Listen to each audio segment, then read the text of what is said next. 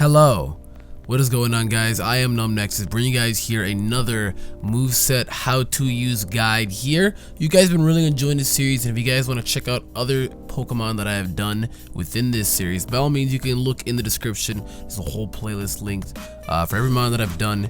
And what way to better celebrate Magearna's official release in America than doing a moveset video for it? I initially wanted to do more long of a showcase of Magearna, maybe week 1, because you could always have Magearna legally on the release of the game since it came out in Japan, so just get lucky.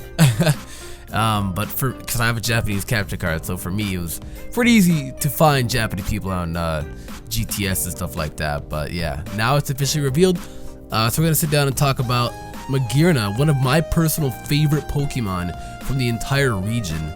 And this Pokemon is really good. Like it's really good. So of course, before if we start the video, by all means, be sure to give the video a thumbs up. It'd really help out a lot, as well as comment down below some of the Pokemon you'd like to see me do, as well as your thoughts with Magearna, and subscribe for more Sun and Moon content. But with that, you should be seeing a little analysis board of Magearna right now.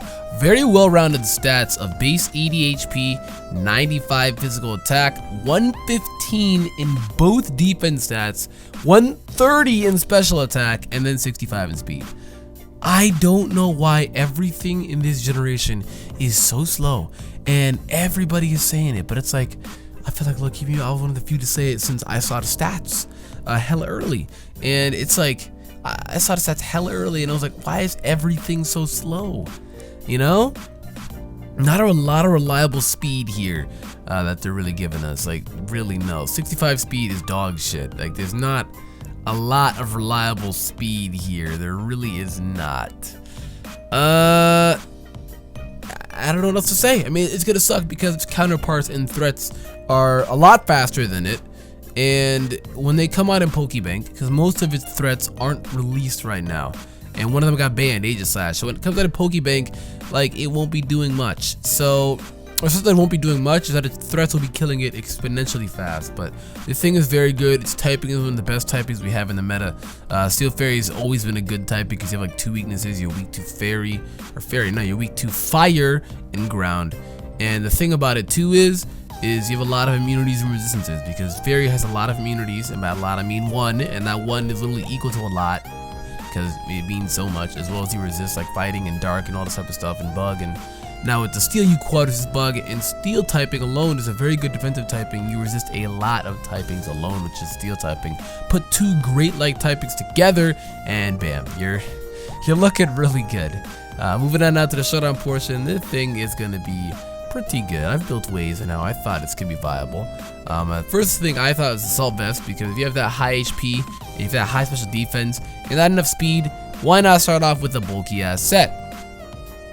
And the first thing that I decided to do here is go with a raw, no speed invested Assault Vest set. You could put in some speed invest. You can kind of work around the EVs if you really choose to. I chose not to. It outspeeds most of the walls that we have, like Clef and stuff like that. So, and Celesteela and Toxapex. So in reality, it doesn't matter. It doesn't matter. Like, you're outspeeding a lot. So I felt like going Floor Cannon, which is a signature move, and this move is basically Draco, but like a fairy move. So it's base 130, and it also lowers the target special, or the user special attack by 2. So it's literally a fairy Draco. So there's that. You could honestly choose to run a different fairy move if you chose to. I don't think it learns another fairy move. Okay, so no, it does not learn any other fairy moves outside of Floor Cannon. So yeah, never mind. You wanted to run another fairy move? Dazzling Gleam. Psych, never mind. You can run Dazzling Gleam. Okay, so I guess if you really wanted to choose to, you can run Dazzling Gleam. But personally, if it's on an AV set, I mean, I guess maybe you could, but I like the power. It's kind of like the option of 2, Dragon Pulse versus Draco. I almost always go Draco. So I like the power. You're free to choose to Dazzling Gleam if you want to. I chose Aura Sphere as well to hit other opposing Steel types, since hitting Steel types is going to be pretty difficult. And the nice thing about this is it learns Focus Blast, but honestly, who's going to be running Focus Blast? Like, you'd only be running Focus Blast if you can't kill something with Aura Sphere and you need the extra power. Otherwise, no one's really going to be opting to Focus Blast, because people miss Focus Blast blast every single second. So when you have that move that literally does not miss ever, you're looking very good here. Voltage, of course, for initiative, because you don't want to stay in sometimes with some mons, and of course this way you can also hit Toxic Specs and solo Steal the Core pretty hard. And then of course Flash Cannon. So right off the bat, you're probably thinking, how the fuck does the thing touch like a Lola Marowak and shit like that, which is something that's going to be a problem to it. You could easily change Flash Cannon to Shadow Ball. You easily could do that, and then this way you now can be able to touch a Lola Marowak, as well as this way you can also be able to touch Pokemon like Tapu Lele harder. You can also be able to touch other opposing steel types this way as well on the neutral side. Honestly, you can also do that. You could get rid of Aura Sphere as well and go Flash Cannon. I guess if you really wanted to keep the both dual stabs, and then you kind of got this little mix set here of little sporadic, little you know, outside of the box. So there's definitely that, but I mean, yeah, no, if you want to work around it, you definitely can. Like I say, this is just the suggested spreads that I think are the best and most efficient, but you can always work around this. I just like the fact that thing learns initiative, so that's really good for this Pokemon overall. But like I said, you can run a lot of things. You can also change it to EV spreads, run a little speed. I figure why not go max max special attack since you're so best and you're gonna be bulky as shit. I mean, you can even take a decent amount out of special, or a decent amount out of HP, put that decent in special defense. With this Assault Bust, you should be living a lot of moves. There's a small example. So next one we got here is a Life Orb set. I figure going Calm Mind 3 attack. Going raw power. I don't know why it's modest when I meant to be timid. But yeah, again, what sucks is you're not going to be outspeeding much with this Pokemon. So this is something you're going to have to accept. And sucks is the best speed efficient move that it has is, I think, Shift Gear. But it doesn't raise special attack. So if you wanted to change up this spread here, and rather than going Calm Mind, you honestly could change it to Shift Gear and be able to just hit really hard and outspeed a lot of things, because the thing naturally hits hard already. It would just be very powerful. It could get something that also boosts speed and special attack, but it's Quiver Dance. It just can get Quiver Dance. So I mean, you can do that if you want to. You can change Calm Mind to Shift Gear. That option is always available, but I figure going a Life Orb Calm Mind 3 attack set is also good. I was hoping to think you could get some like nasty plot, but Calm Mind is good too because it also boosts the special defense and it makes you think bulkier in the long run while also making it stronger. The thing of Calm Mind versus nasty plot is nasty plot you get +2, Calm Mind you get +1, but it's essentially +2 because you get that other +1 you get in special attack and special defense, if you want to look at it that way. But figure going Thunderbolt, of course. A lot of really good coverage of Thunderbolt here, and like good switches to Thunderbolts like Tapu Bulu and stuff like that, and Alola Marowak. And again, that's why I should running Shadow Ball and not Aura Sphere. I just love Aura Sphere, I'm sorry. Floor Cannon, of course, it's basically the thing's Draco. Like I said, if you want to run Dazzling Gleam, you can, but I like the all-out power. Calm Mind, of course, it's your setup move, and then of course Shadow Ball. You should always be running Shadow Ball, if anything, to be able to touch Alola Marowak. I know a lot of people are going to be saying for Tapu Lele, but a Floor Cannon Tapu Lele will not appreciate as well. So there's that. So don't let people just tell you it's only for Tapu Lele. It's mainly for Alola Marowak. Like Alola Marowak is very good with that typing, and just his ability contrast with that typing is going to be very efficient towards him. So you want to be able to hit him pretty decently hard, and Shadow Ball is definitely going to be your best bet towards that. And this way he won't be a potent threat.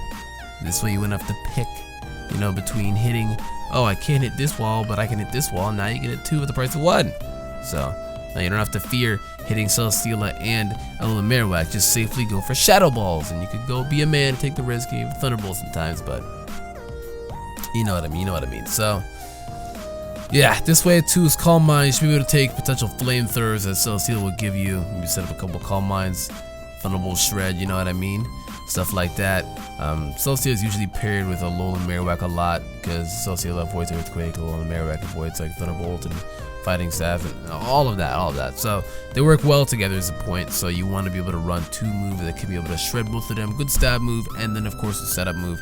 Like I said again, you can change Calm Mind to Shift Gear if you really did not want the power and you more wanted speed to outspeed a lot of things. And by all means, you can definitely do that, change it to Shift Gear and be fine. Next set here, like I said, is going to be a Choice Spec set. I figure why not? I want to run Dual Stab on something eventually. and this way you could be able to hit all the Tapu's pretty neutral. Volt switch for Finny, flash cannon for all the rest. Tapu Koko's neutral, so you can hit him on like floor cannon or flash cannon. It's still doing a lot of damage. Shadow Ball, like I said, for Alola Marowak. And if you're wondering for this EV speed, it actually outspeeds Tapu Bulu. Tapu Bulu runs 144 speed investment, or sometimes he runs 92 speed investments on the sub Leech Seed set. So yeah.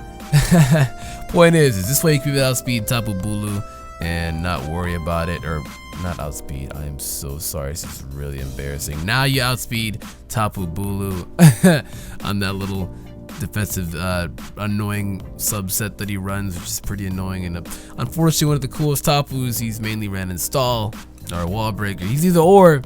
You could be your angle or you stop. But spec set is gonna be hitting like a freaking monster, and your modest specs as well. So you're honestly hitting like a behemoth.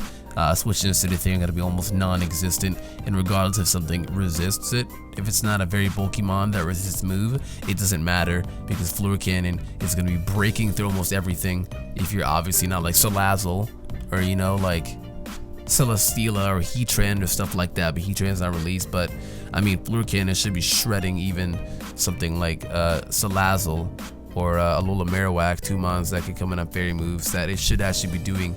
Salazzle's quad, but Salazzle's really frail and come from a Specs Magearna. Actually, I'm interested in doing the calcs, so let's go ahead and actually do the calcs right now, because I'm really interested to do these calcs. Salazzle is a glass cannon, so let's go ahead and do that right now. We're gonna go 2-2 modest, and we're gonna go ahead and slap a choice specs on it, and we're gonna go ahead and just go with Floor Cannon. Look at that. Look at that. That does 47 to 52. That is basically an 82.8% chance of 2 KO something that quad resists it. Quad times 4 resists it, because poison and fire. But then again, Salazzle's a pretty bad example because shit HP and shit defenses. So I mean, you know what I mean. Some of the game as well, like Marowak. Put Marowak in here, and look at it, 65 to 72. Sometimes there will be cases where you don't even need to be like, oh, I want to swap it up, you know? So if you still want to run Aura Sphere, you can, but look at this. It's disgusting. Shadow Ball, you don't even want to look at Shadow Ball. Shadow Ball is an overkill, which it definitely is.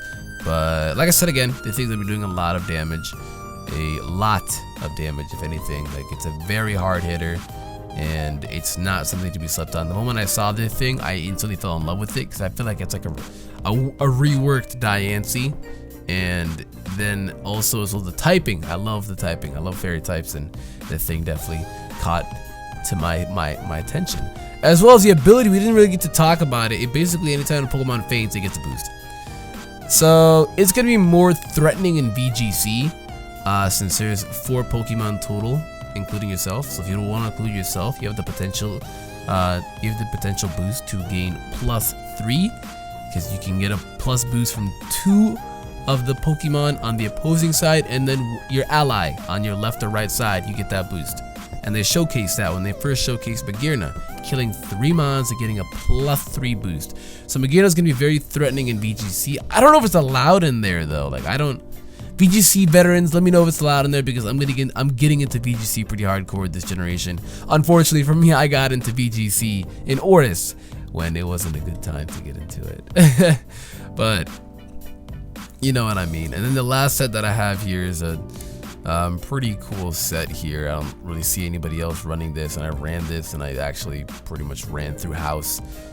It's basically its ability is Moxie, put it that way, because anytime when a Pokemon faints, it gets a special attack boost. But it's like weird Moxie, you know what I mean? It's essentially to a T Moxie.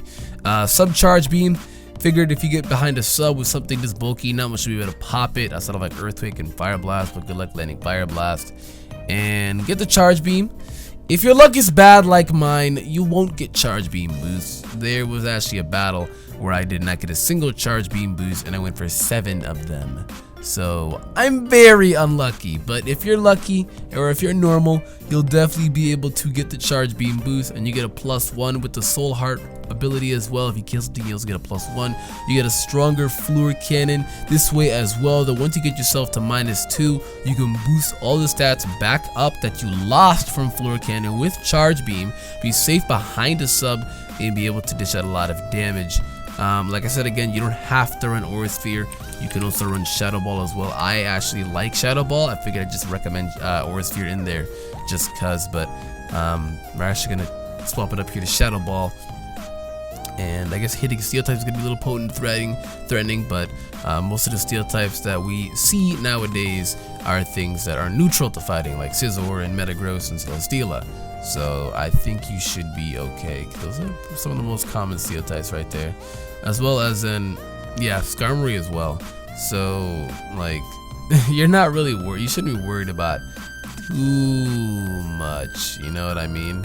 So you should definitely not have to worry about that. You can safely just run Shadow Ball. You don't have to run Aura Sphere yet. I think Aura Sphere will be a little more potent next month when it comes to Pokebank, is what I think. That way you can be able to hit something like Heatran and stuff like that. So wait on that.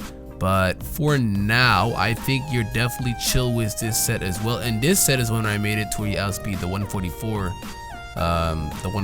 Tapu Bulu. He's at 222, and you'll be outspeeding him with 1 point at 223. So yeah, Magearna, the behemoth, the power, the legend. You also can change it to timid as well if you wanted to, and put more bulk in if you wanted to live longer since you're a subset. But I mean, the thing is pretty naturally bulky already, and its stats alone, its defense stats alone are very naturally bulky, as well as its HP, as well as with the typing. All of it makes it naturally bulky. I think Magearna is going to be a very good mon. I think it's going to be a very good OU mon. We'll just have to see where it works, because I feel like that speed set's going to be something that could cripple it. With the choice spec set as well, you honestly can do this where... Hang on, I didn't copy paste that, did I not? You can do this with the choice spec set. You can essentially, let me just import it in here. You could do this, and you can say change it instead of the choice specs to choice scarf if you wanted to. Rework this, just say fuck, boom. Alright, you can go modest scarf, or you can go modest scarf, or you can go timid scarf, which is something I'd recommend. But I totally lost my mind. I'm like, wait a minute, the thing is initiative and I didn't do the scarf set? So the last set that I should be doing here is this scarf set, and this thing should be pretty good. I mean, it can hit pretty hard, it's fast. Scarf Fairy Draco is gonna be hurt. Yo, drop a fluor cannon, sure it's coming soon. I love you, Joey, don't hate me.